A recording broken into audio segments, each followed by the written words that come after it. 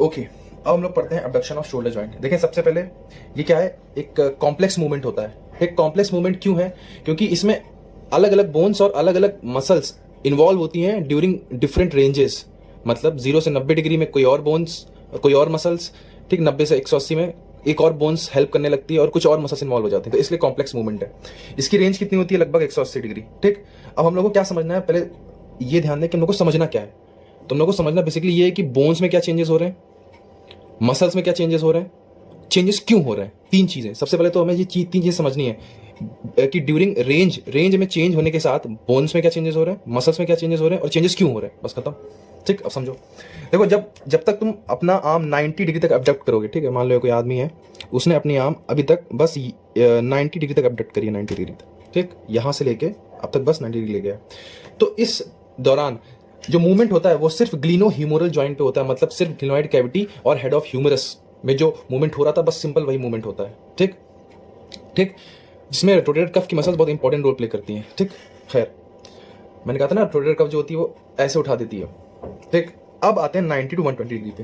देखें अब क्या होता है, देखो मेरे पास बोन नहीं है, ठीक है, तो समझो कैसे समझाऊं मैं, ऐसे समझो। देखो मान लो ये ग्रेटर ट्यूबरकल है, ये लेसर ट्यूबरकल है, ये क्लिनोइड कैविटी है। ठीक, तो 90 डिग्री तक तो मोशन हो गया, लेकिन जब 90 डिग्री मोशन बिल्कुल ऐसे हो गया कंप्लीट, तो अब तुम देखो जो ग्रेटर ट्यूबरकल वो इंप्रिंज कर जा रहा है किस पे, क्लिनोइड कैविटी पे। इंप्रिंज का मतलब है अब आगे और नहीं हो सकता, अब आगे धक्का नहीं दे सकता, क्योंकि अब इस पे फंस गया ये।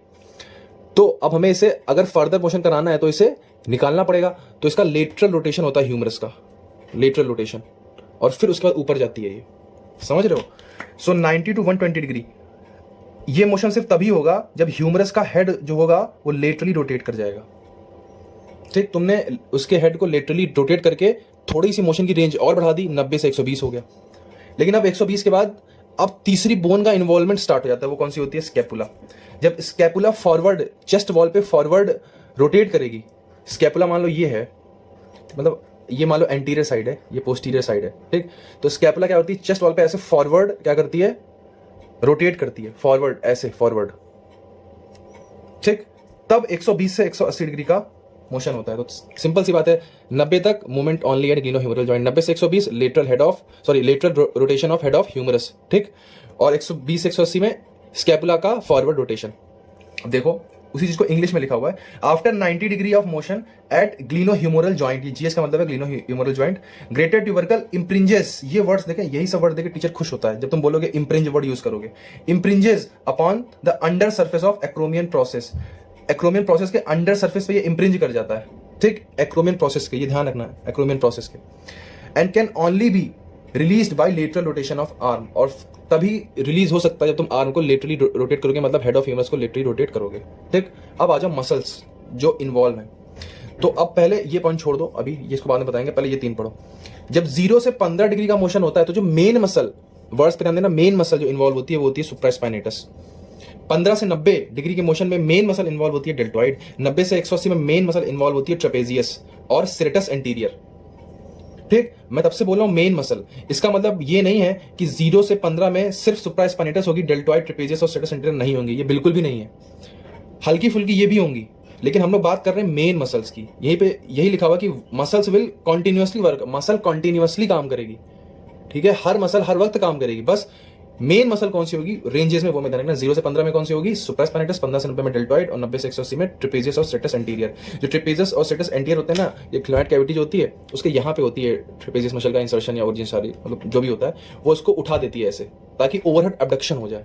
जो हम लोग बाल झाड़ते हैं हम ना, तो वो कैसे करते हैं जब ओवरहेड अबडक्शन होता है शोल्डर जॉइंट का। ठीक, तो trapezius and serratus anterior pull clinoid cavity superior. ठीक, अब देखो एक चीज और नोट है, ये इंपॉर्टेंट है, ये शॉर्ट नोट में आता है, स्केपुलो ह्यूमरल रिदम बोलते हैं इसे।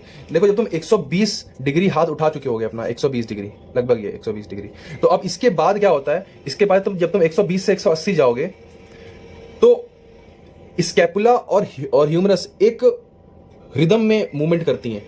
कैसे? मान लो कि तुमने 15 डिग्री एलिवेशन किया, मतलब तुम 120 से ये स्टार्ट कब होता है 120 के बाद, जब स्कैपुला इन्वॉल्व होती है। तुम मान के चलो तुमने 120 से 135 डिग्री हाथ को घुमाया, मतलब ऊपर किया, सॉरी हाथ को ऊपर किया, तो उसमें 10 डिग्री जो घुमा होगा हाथ, उसका रीजन होगा ह्यूमरस, और 5 डिग्री कौन घूमी होगी? स्कैपुला। समझ रहे हो? मतलब 2:1 का रेशियो होता है। समझ रहे हो? स्कैपुला अगर घूमती है 5 तो ह्यूमरस घूमती है 10, ठीक। अगर स्कैपुला घूमेगी 10 तो ये घूमेगी 20, 2:1। ये होता कब है? आफ्टर 120 डिग्री, ठीक। इसे बोलते हैं स्कैपुलो ह्यूमरल रिदम। अब आते हैं क्लिनिकल पे। सबसे पहला क्लिनिकल है फ्रोजन सोल्जर, या फिर इसे बोलते हैं एडेसिव कैप्सुलाइटिस। देखिए इसमें क्या होता है, जो जॉइंट कैप्सूल होता है ना वो श्रिंक करने लगता है एज के साथ, ठीक। जॉइंट कैप्सूल श्रिंक कर रहा है, क्या बोन्स में कोई दिक्कत है? बिल्कुल नहीं है, बोन्स में कोई दिक्कत नहीं है, तो नो रेडियोलॉजिकल चेंज। देखिए यही पूछा जाएगा, बोलेंगे कि एक पेशेंट आया है, उसकी रेडियोलॉजी करी गई शोल्डर जॉइंट की, इसमें कोई भी चेंज नहीं था, तो तुम जान जाओ कि वो केस किसका है? फ्रोजन शोल्डर का। उसमें जॉइंट कैप्सूल जो उसका है वो श्रिंक कर रहा है। ये एज के साथ ऐसा होता है, ठीक है। जो 60-70 साल के बुढ़े होते हैं उनमें ऐसा हो जाता है, ठीक। अच्छा, इसमें होता क्या? इसमें पेन होता है एक तो, और मोशन की लिमिटेशन हो जाती है, और वो uniform limitation of all movement of shoulder joint. Uniform limitation का मतलब क्या है कि जैसे ये अबडक्शन, एक्सटेंशन है ना, अडक्शन, फ्लेक्शन, इन सब मोशंस में कुछ लिमिटेशन होगी, लेकिन वो यूनिफॉर्म होगी। अगर मतलब मान लो 10-10 डिग्री मोशन कम हो गए तो ये यूनिफॉर्मिटी होगी मोशन में, हर मोशन 10-10 डिग्री कम हो जाएगा। एग्जाम्पल बता रहे हैं, 10 ही नहीं होता है, ठीक। तो इसमें क्या पढ़ना है तुम्हें? Shrink of joint capsule, no radiological change, pain plus uniform limitation of all movement of shoulder joint, खत्म। अब आते हैं last, dislocation of shoulder joint पे, ठीक। मैंने कल ही बताया था कि जॉइंट कैप्सूल की डिपिंग हो जाती है, और उस डिपिंग की वजह से नीचे क्या हो जाता है? ये वीक होता है, और डिसलोकेशन के चांसेस इंफीरियरली ज्यादा होते हैं, बताया था मैंने। Mostly occur inferiorly due to least support on inferior aspect. पहली बात क्लियर। नेक्स्ट, अब देखो मैंने कल तुम लोगों को पढ़ाया था रिलेशनशिप ऑफ शोल्डर जॉइंट, उसमें देखो इंफीरियर रिलेशन में क्या आ रहा है? एक्सिलरी नर्व आ रही है, तो इसीलिए इंजरी किसको होती है? एक्सिलरी नर्व को, ठीक है। अब नेक्स्ट देखो तुम इसमें फीचर्स क्या क्या लिखोगे? देखो फीचर, देखो ये एक डायग्राम बनाया, देखो ये ह्यूमरस थी और ये ग्लिनॉइड कैविटी, देखो ये खिसक के नीचे आ गया है, ग्लिनॉइड कैविटी से हल्का सा नीचे आ गया है। तो इसके से क्या होता है? देखो 2 फीचर्स तुम्हें लिखने हैं। पहला फीचर है प्रोमिनेंस ऑफ शोल्डर टिप, जो शोल्डर टिप होगी ना वो थोड़ा सा प्रोमिनेंट हो जाएगा जिस आदमी में ये डिसलोकेशन हुआ होगा। और दूसरा क्या है? हॉलोइंग ऑफ शोल्डर कॉन्टूर, जो शोल्डर का शेप होता है ना वो बिगड़ जाएगा। ऐसा होता है शोल्डर का शेप, ऐसे होता है ना, तो ये बिगड़ जाएगा। कैसे हो जाएगा? इसमें ऐसे एक डिप आ जाएगा, हॉलोइंग ऑफ शोल्डर कॉन्टूर, ठीक। अच्छा, एक चीज और है, देखो जो ग्लिनॉइड कैविटी में ये ह्यूमरस का हेड था, मस्ट जॉइंट था। अब क्या हुआ? ये जॉइंट में कुछ डिसलोकेशन हो गया, तो या तो ह्यूमरस आगे आ गई होगी ग्लिनॉइड कैविटी से, या तो पीछे चली गई होगी कैविटी से। तो ये वही लिखा हुआ है last point, clinically represented as humeral head has descended, मतलब नीचे आ गया, एंटीरियर और posterior to the infra glenoid tubercle of scapula. जो ग्लिनॉइड कैविटी होती है, जो इसके नीचे एक ट्यूबरकल होता है, उसे बोलते हैं इंफ्रा ग्लिनॉइड ट्यूबरकल। तो इसके अगर एंटीरियर या पोस्टीरियर में ह्यूमरस चली गई है तो इसको बोलते हैं डिसलोकेशन ऑफ शोल्डर जॉइंट, ठीक है। Clinically represented as humeral head has descended anteriorly और posteriorly to the infra glenoid tubercle of scapula, ठीक। ये हो गया हम लोग का शोल्डर जॉइंट कंप्लीट।